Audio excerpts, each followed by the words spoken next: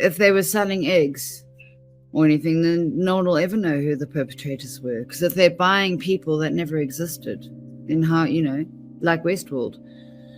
I was also taken to the governor of Bill Richardson, the governor of New Mexico's mansion, and he looked myself and Tila Davies up and down, and then him and Epstein went in and had a meeting with the vice president.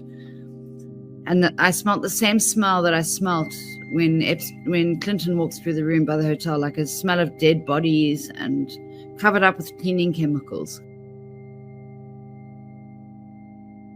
Like, imagine a big area like this, okay? I climbed out here, out of the room I was in. It's like 8 stories.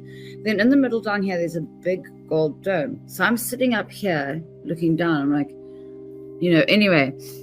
So I smoked my cigarette. And then the next day, the man in charge of the cameras stopped me when I was walking around the mansion, the New York mansion. And he called me to the room and he said, did I open the windows last night? Because he noticed a difference in temperature regulation. And I don't know if I was honest and told him I smoked a cigarette. I didn't want to get in trouble. I think I might have told him no. But he just said to me, he took me in the room and he showed me like 40 screens. And he said everything here is being monitored. Because I think when I climbed out, they worry that someone's coming in or something from the top. And he just showed me and just told me, that everything's being watched. So you see, when I opened that window and climbed up with the cigarette, it was triggered. And then he told me that they don't only have that whole system there in New York, he also has it at his house in New Jersey. Because when he's not at work, he's at home watching the cameras. And it was like 40 TVs, like all this size, of every inch of the place. But, I never saw every room in that place. And I didn't see camera monitoring at any other property, but I'm sure they did have cameras monitoring there. But the New York one was very much, they had a whole room of it. It was a whole security room. Like the room was about 20 by 20 meters big.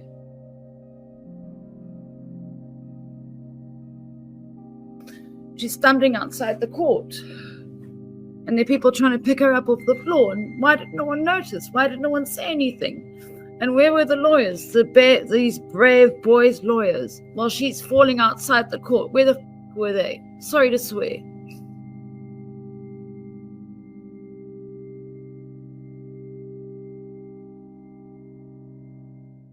Hello, welcome viewers. I am hugely delighted to have Juliette back.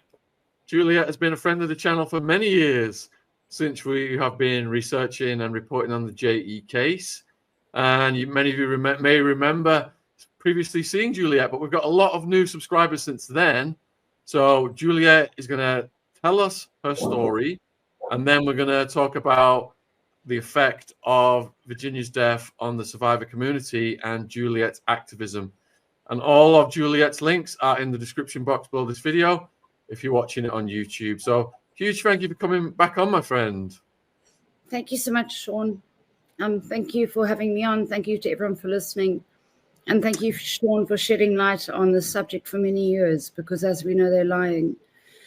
And what's happened to Virginia has been tragic. And we were meant to do this podcast a few days ago, and I'm so sorry I had to cancel because, it just all hit me so hard. But I know I want to speak out when I'm feeling up to it. But it's been horrible, the whole thing. It's very, very frightening. Of course. And Juliette has attack dogs for a reason. So if they suddenly jump up onto the screen, well, let's make allowances for that, please, folks. So, Juliette, let's just go completely back then to when you were growing up. What were your first memories? Of memories of what happened to me in your entire life. Your first memories. My first memories. Well, I started remembering things from when I was very young. I remember being trapped in my cot. I hated it. It's an interesting question. Yeah, I remember. It's odd you've mentioned that because Jen's insisted on Ziggy sleeping with us. We've got a cot, and she just got rid of the cot this week. She said, "I'm not putting him in the cot." Not. I had the cot. I had the pram. I never used any of them because I kept Kai like this next to me. I kept him here all the time, because that's how it should be. You know, do you think gorillas and animals leave their children lying under a bush elsewhere? No, that's dangerous. You keep your child right next to you. It feels far more natural. We've had to extend the bed now, so there's space for Ziggy in the middle. So you said then your earliest memories were the cot and the world, the shape of the world. Yeah. Well, when I was about 2 years old, I realized that the world was the shape of the size of a pea, and I realized how small we were. I used to look up in the sky and think of things like that. Yeah, it's like we're ants. I would never go to bed before 11 o'clock. It used to drive my father crazy. I used to climb out of my cot and come and try to find my mum. Ziggy's the same. He won't go bed till like near 11, 12 at night. Yeah. Well, a lot of people prefer the midnight hours because it's actually more peaceful then. Yeah. So do you recall how your mum and dad met? Well, my mother was an estate agent, and she was selling my dad's house. My dad was actually married at the time, and I've got 2 half brothers as well. But eventually my father divorced the woman he was married to, and he kept pursuing my mum, and eventually she caved in, and you know. And did he bring your half brothers with him at that point? They lived with his mum. I mean the mum, their mum. So yeah, I never met her. But they used to come visit us on the weekends. And did you have more siblings? Did you have more siblings in the household? I've got 4 brothers altogether, 2 half brothers, 2 real brothers. And also I've got 2 stepsisters as well now. What was it like growing up with that many brothers? It was cool, you know. I became a tomboy, as any girl in that situation would have to do. We used to play a lot outside, and yeah, my brothers are both very amazing guys. Yeah, and what they don't about like school? speaking out against Epstein. They don't like it at all because they prefer a private life. But they're both geniuses who've helped many, many people. What were your earliest interests that you can remember? My Little Ponies was my favorite. Care Bears. Care Bears. Oh my God, I loved them. Did you draw? Yeah, actually, the first thing I drew was a bear. That's interesting that you say that. When I was 2 years old, I actually drew a bear. My mum was shocked.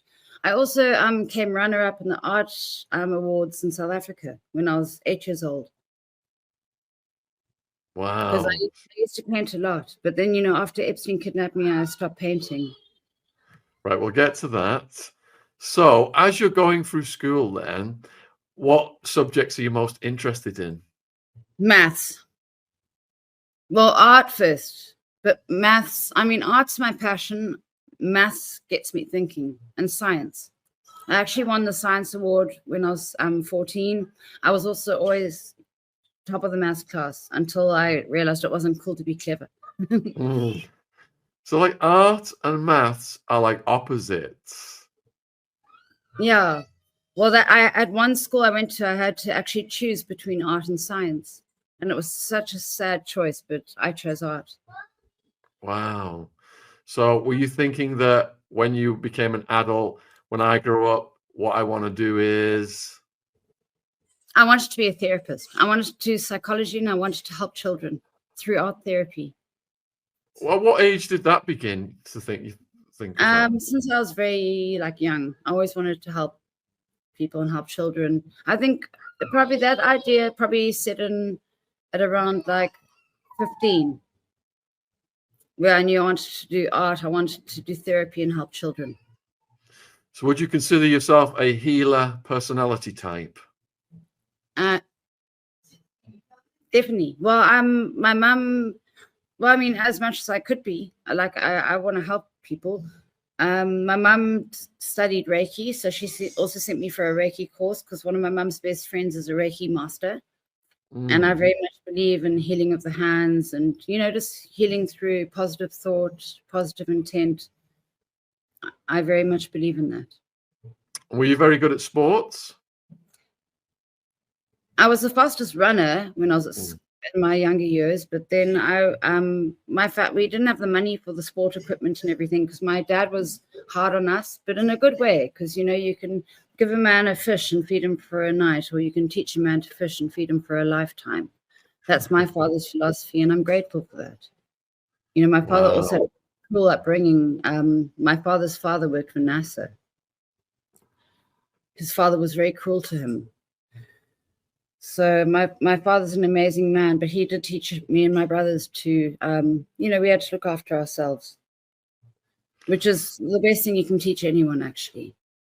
So what about team sports? Did you have any interest in that? I did play netball a few times, but I was more interested in life and people. I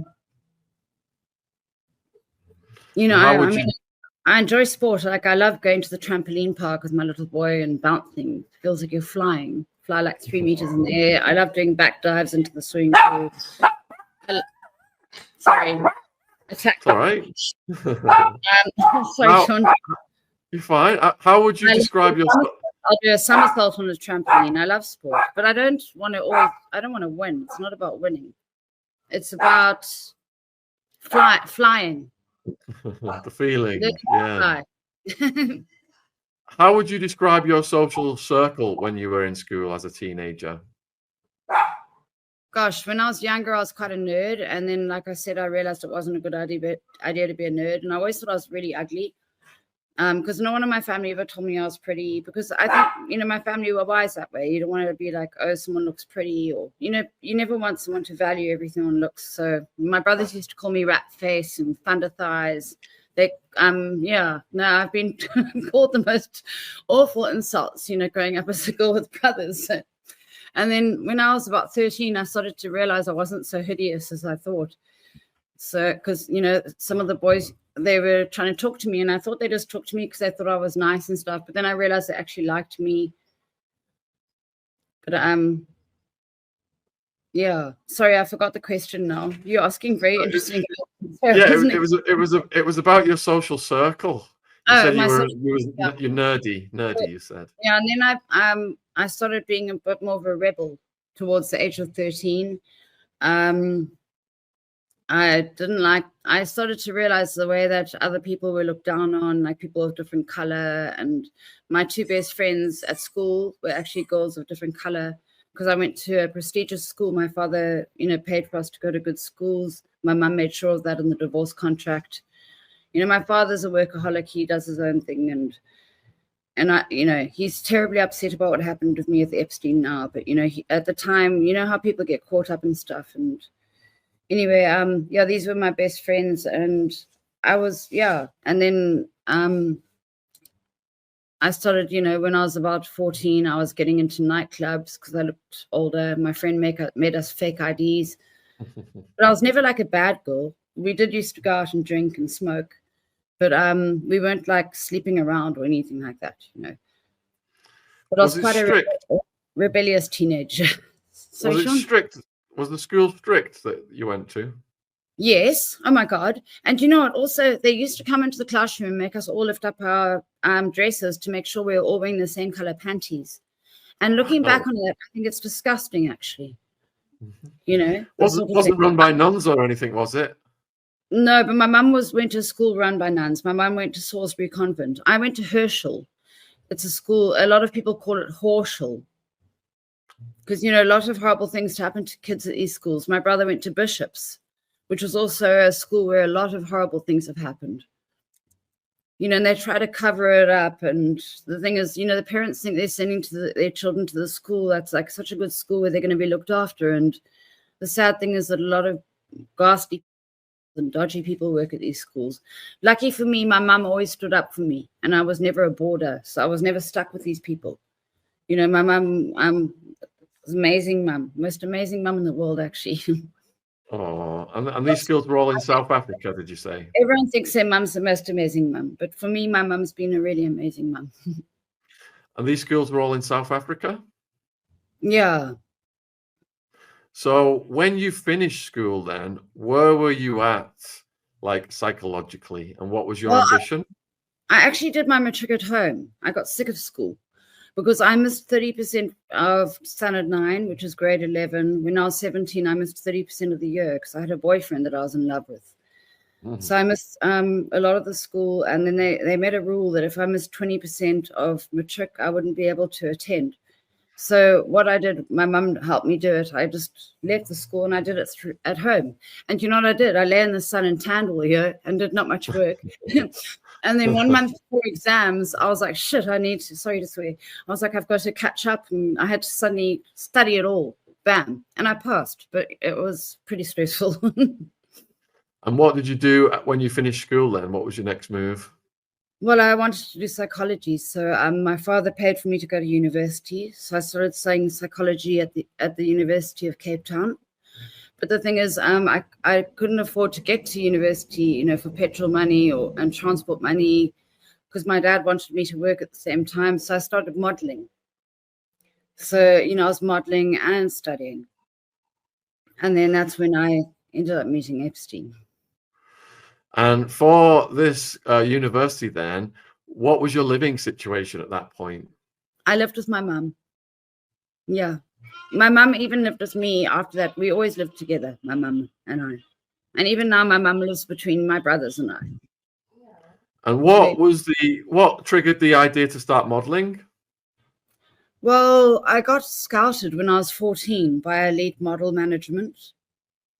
I was at Green Market Square, a market in Cape Town. And a man approached me and said he worked for Elite Models. And then they got me to go to a modeling casting. And my mum and her friend came along. And they really sussed the people out and said, there's no ways I'm going to be able to travel or anything like that. But yeah, they wanted to take me overseas. But my mum said, absolutely not. And then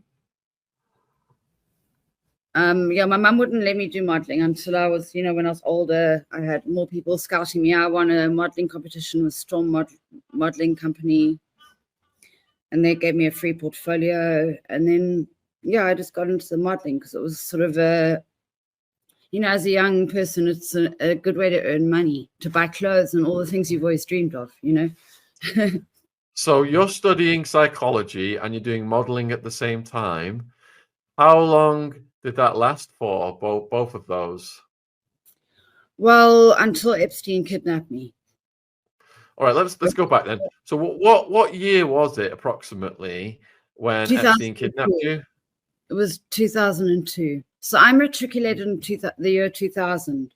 And then I obviously had like a year off, and then deciding what I wanted to do. And then I, went into psychology and philosophy. And I was doing modeling, and I also used to do other work like promotional events. I do like waitressing jobs. There's a lot of other things I've done along the years. I've worked at restaurants many times. I know all the stories of working at a restaurant. We left off. You were about to tell us the backstory of how Epstein came to kidnap you. Yeah, well, it was very weird. I had just started modeling, and my dream was to make a lot of money from modeling, because you hear these stories. It was the time of Kate Moss and Cindy Crawford and all these beautiful supermodels, and I'd already been scouted by a few agencies, so it just seemed like a dream come true. My mum also did modeling actually in the 70s, so it was something I was quite familiar with, but my parents didn't want me to do modeling, of course, and I can understand why now, because it's not exactly the best profession for anyone. I mean, it's a great thing to do on the side. But anyway, sorry, I'm rambling. So what happened is a friend of mine and I went to a restaurant bar, because what they do is they have free drinks for models. It's a sneaky way to sort of get the girls in and get some rich men coming there and stuff, I suppose. But I mean, it wasn't really like that there, but I don't think I was very young and innocent. But anyway, this girl, Naja Hill, who worked for Fox News later on, she approached me and she said, oh, a man's bothering me. Can I please stand with you and your friend and, please save me? So we were like, of course, like, come speak to us. We wanted to like help her out. And then she started like telling me how she, her friend was here from America. His name was Jeffrey Epstein, and he owned his own island in the Caribbean. She said he was like the king of America, and he was here with Bill Clinton and Kevin Spacey. And she said his best friend, Leslie Wexner, owned Victoria's Secret. And they, he could really help me with my modeling career. So she said, would I like to meet him? So obviously I said, oh my gosh, yes. Because, as a young person, it just seemed like a dream come true. It was like, because I'd been like, my mum always taught me about positive intent, and I was always dreaming and hoping, dreaming for the best things to happen. So I was like, oh my God, my dreams are coming true. So, sorry, this always makes me anxious talking about this. Anyway, so then we drove along to the restaurant where they were having dinner. It was about like a 5-10 minute drive from where we were. We were at a place called Usaka on Kloof Street in Cape Town. They were at Beluga, which is a restaurant on Prestwich Street in Greenpoint. So it's about literally like a 10-minute drive from where we were. So we drove along, and, I almost didn't believe that what the woman was saying was true. But, we walked in, and sure enough, there they were. Bill Clinton, Kevin Spacey, Chris Tucker, Jeffrey Epstein, who I'd never heard of, and they were having dinner with a few government officials. When we walked in, they all, like Spacey and Epstein and Clinton and Tucker, they all stood up. The government officials didn't, but those four all stood up and shook my hand. And and they were all busy eating dinner. So I was like, oh my God, like as a young person, like I was just like, whoa, I'd never seen a celebrity in my life. And on top of it, these celebrities were actually stopping eating dinner to stand up and shake my hand. And I was just like, what the hell is going on here? But I was just like starstruck, to be honest. And then when Clinton held onto my hand, he held onto my hand for like at least 1 or 2 minutes. Like he shook my hand, and then he started talking to someone else like this, and he just kept holding my hand and had a conversation with the other person, kept holding my hand for quite a long time, like at least 1 minute, and then looked back at me and said, nice to meet you. And, I've seen one more story like that with that guy, the one who recently was found dead, the one who fell off a balcony. I can't remember his name. He was like one of the Backstreet Boy people, or not the NSYNC or something. The one. Yeah, I know who you mean. Liam Payne. Yeah, tragic. But he said Diddy, Puff Daddy did that to him, held onto his hand for a very long time. It's the only time I've ever heard of that. Because I don't understand why he did that, because I've shaken many people's hands over the years, and no one's ever actually done that, where you have the cheek to hold onto someone's hand, start having a conversation with someone else, and actually hold onto their hand. Like it's quite intimidating, especially as a young person. I just turned 20. My birthday's in July, so I turned 20 in July. I met them in September. So I was barely 19. I was young. What's the difference between 19, 20, 18, whatever? We're all still kids regardless anyway. But back then we were really naive.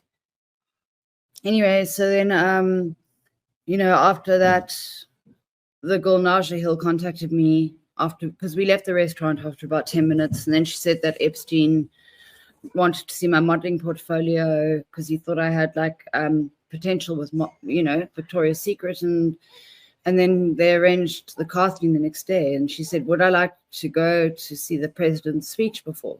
Clinton, well, he was he just stopped being president by then. So we went to watch a speech he did at the Western Cape Peninsula, the Technicon, the Western Cape Technicon.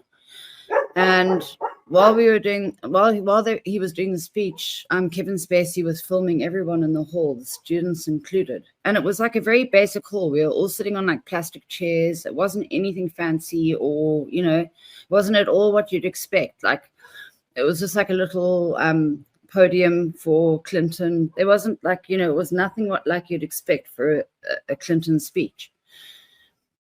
But it was weird that Kevin Spacey was filming all the people all around. And then afterwards we went and stood outside and we were standing with them, and then all the students and everyone was circling around, but they were told to stay around, in a circle, because also they closed the whole highway off, but they still kept filming all the people, and I didn't know why, obviously at the time, still don't really know why. But, they closed off the whole highway for us when we drove there. There were police cars everywhere. They came off every ramp. Like when you're going down, like there were police in front, and then this ramp would be closed, and then they'd come off the ramp. It was like I've never seen anything like that. Like not even in a movie. It was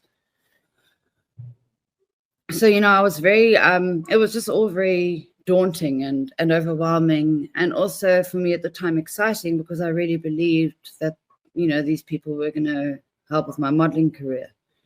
I hope you're enjoying the podcast. It's a word from my sponsor, Shopify.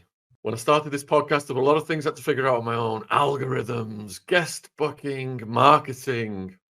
I was a bit naive about what was involved. And as you get deeper into it, it starts to overwhelm your life. Finding the right tool that not only helps you out, but simplifies everything can be such a game changer. For millions of businesses, that tool is Shopify. Shopify is the commerce platform behind millions of businesses around the world, from household names like Mattel and Gymshark to brands just getting started, such as my co-host Ron's Pokemon business. Get started with your own design studio of hundreds of ready-to-use templates. Shopify helps you build a beautiful online store to match your brand style. Accelerate your content creation. Shopify is packed with helpful AI tools that write product descriptions, page headlines, and even enhance your product photography. Get the word out like you have a marketing team behind you. Easily create email and social media campaigns wherever your customers are scrolling or strolling. And best yet, Shopify is your commerce expert with world-class expertise in everything from managing inventory to international shipping to processing returns and beyond. If you're ready to sell, you're ready for Shopify. Turn your big business idea into with Shopify on your side. Sign up for your $1 per month trial and start selling today at shopify.co.uk/Shaun, SHAUN. Go to shopify.co.uk/Shaun, shopify.co.uk/Shaun. Link in the description if you're watching on YouTube. Thanks for supporting our sponsor. Back to the podcast.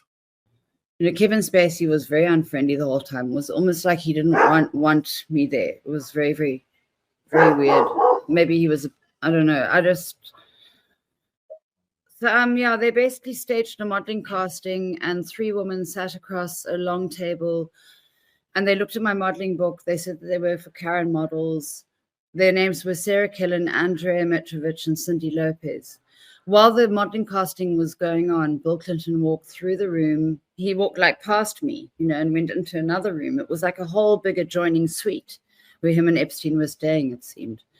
And he was like, "Hi, everyone." He saw the modeling casting taking place, and off he walked. And I smelled it, like I've said before, a very weird smell coming out of that room. When he opened that door, a very weird smell came out. Anyway, so then they told me to go see Epstein with my modeling book. So I went through, and he looked through my book, and he said, right, he thinks I'll be perfect for Victoria's Secret.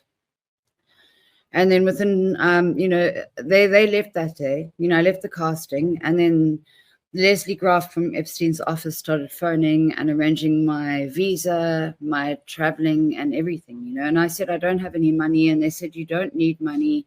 We're going to deduct everything, the flights and all of that from your modeling work. So, I thought, okay, I've still got my diary from that year with where I wrote down everything I packed, It was very basic. I was taking I even packed my own towel, I thought I was going to some apartment where I was so naive. I thought if you're going somewhere, you've got to take a towel,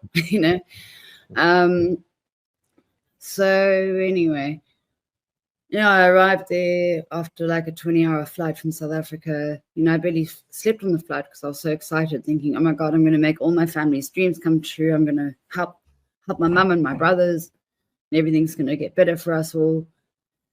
And then, a man collected me at the airport in a black car and drove me to the modeling apartments, 301 East 66th Street, the modeling apartments that Epstein owned. And I got into the apartment, and I was looking out the window, and I was just like, whoa, because, coming to New York from South Africa, it was so different. South Africa is such a different place compared to New York. I was like, wow. I remember exactly looking out of that window. And just anyway, then the phone rang because there was a phone in the apartment. It was Sarah Killen, and she said, pack your things. We're going to the Caribbean. So I obviously assumed it was for a modeling job or something. I mean, I didn't have a bikini packed with me. It was October in New York. New York's cold in October. So I didn't, and why would one need a bikini in New York? Anyway, the car came back to collect me. They drove me to Teterboro Airport. The plane took off. He started touching me in between my legs. and I panicked. I immediately knew that if I didn't do what they wanted, they would kill me. Sarah Killen and Andrei Metrovich sat there laughing while it happened. Yeah. So I was trapped, and it was a very, very, very frightening time. And you know what? My name was not on that flight log, which is also bizarre because it makes you realize that no flight log is accurate. They left my name off that flight log. So basically, if I'd gone missing, my family would have thought I'd gone missing in New York. They would have had no idea I'd been taken to the island. And that makes you wonder how many other people's names were put on that flight log that went missing.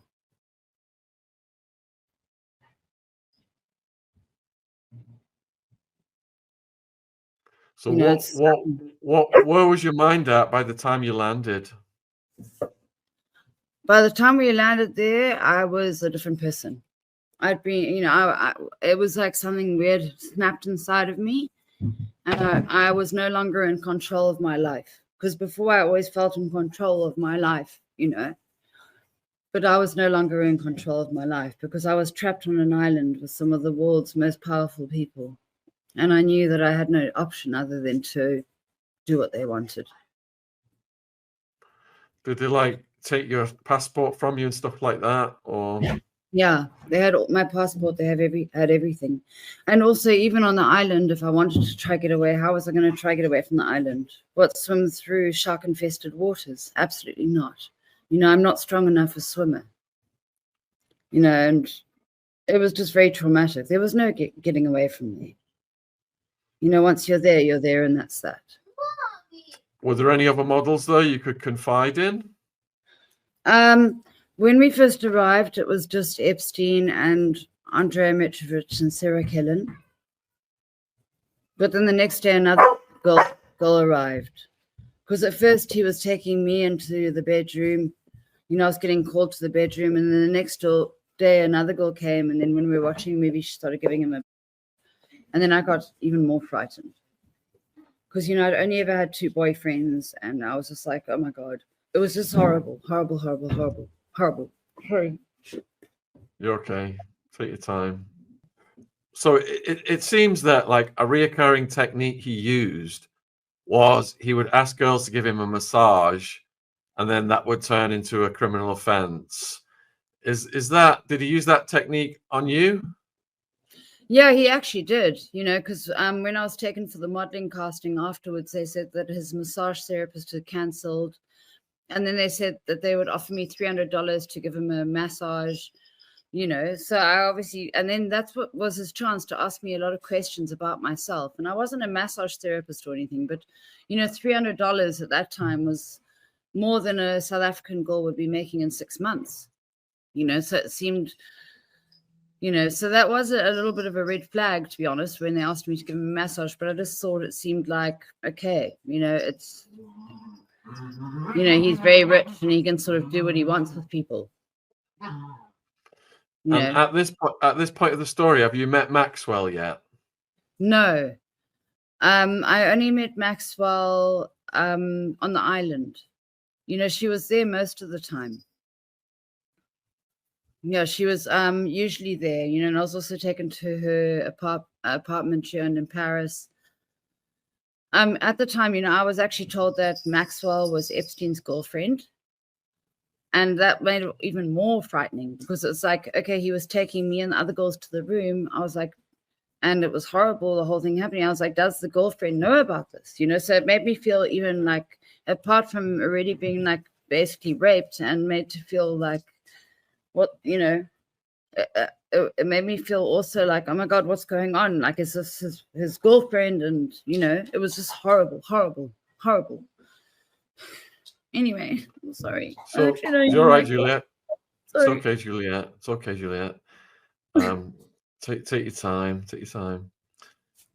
So you said, just in summary, then you were just around 20 years old. You get flown to the island. And on that first flight to the island, how long did you remain at the island? For about 5 days. You said you spent 5 days at the island on that first trip, and how did that end? So we were at the island for 5 days, and then they move suddenly. They don't tell you when you're going to move, like on the plane and stuff. Just suddenly you'll be told, pack your bags. So from there we went to Palm Beach. And then that's the other weird thing about Palm Beach. He had like this woman who was like a top model there, more like a good model. And then even in my bedroom, there was like a magazine which had pictures of the model staying in the room next door in my magazine. So it was almost like, I've never actually spoken about this before. It was almost like showing me that, he does arrange modeling careers for people. And he was making her eat cherries and like run on the treadmill all day. Her name was Helena. She actually ended up going out with Vin Diesel years later, because I looked her up. But anyway, so we were taken to Palm Beach. And then, sorry, that was a bit of a distracting story, but, it's all part of the story. I'm curious, Juliette, what was it like inside that house? At Palm Beach.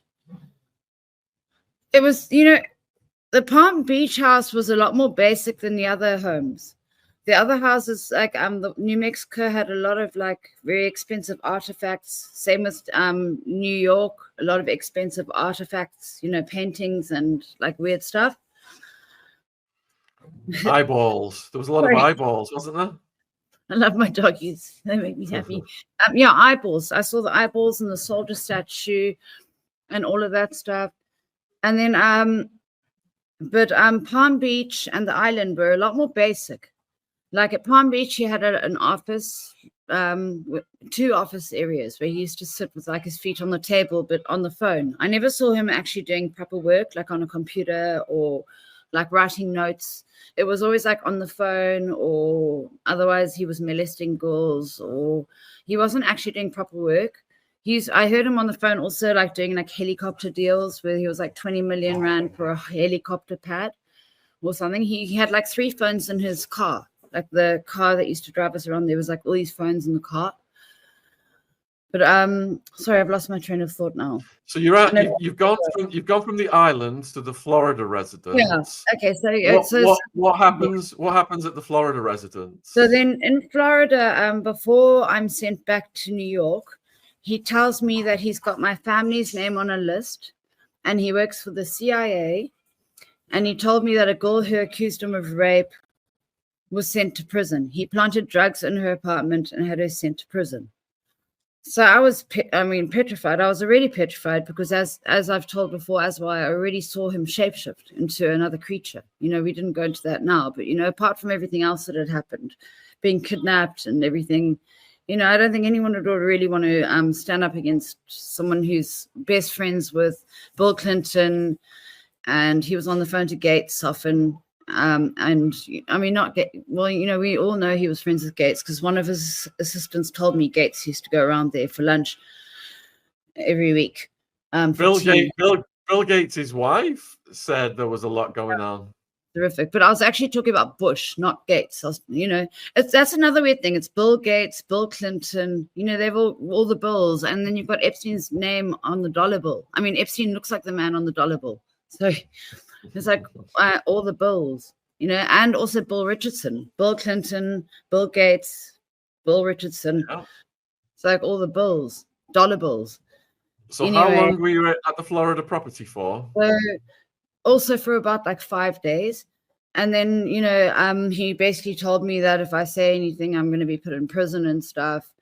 And he's got my family's name on a list. And then I was sent to New York, and he wasn't there then, but they sent me to have my hair made blonde and to have my teeth made white.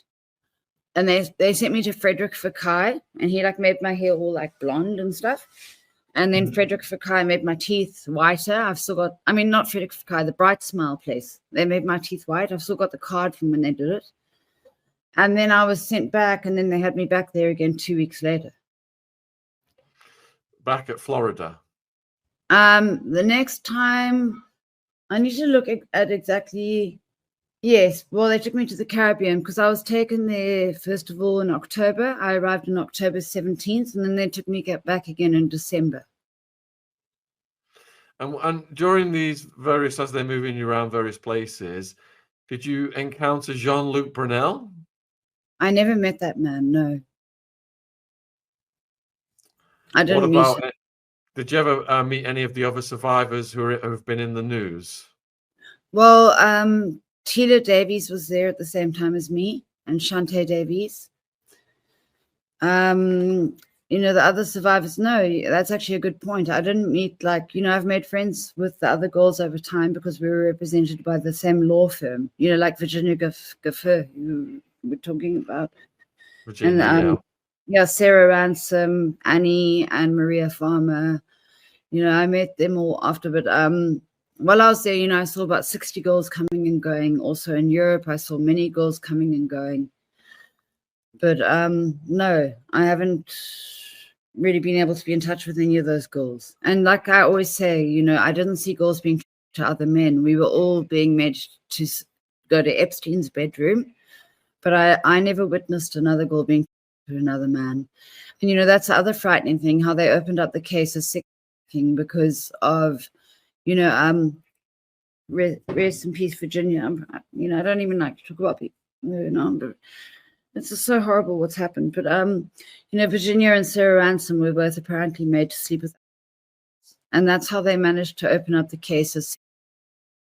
But, Sarah Ransom retracted her statement. I don't know what exactly happened there. I really don't know.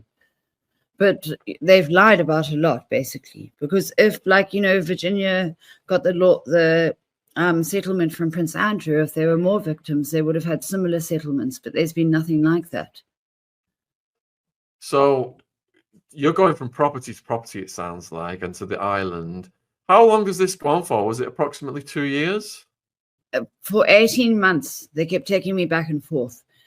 And over the time, I was taken to all the properties, and people ask why I went back. The thing is, I was so broken by then, I'd really been so badly affected by it. And also I had been threatened.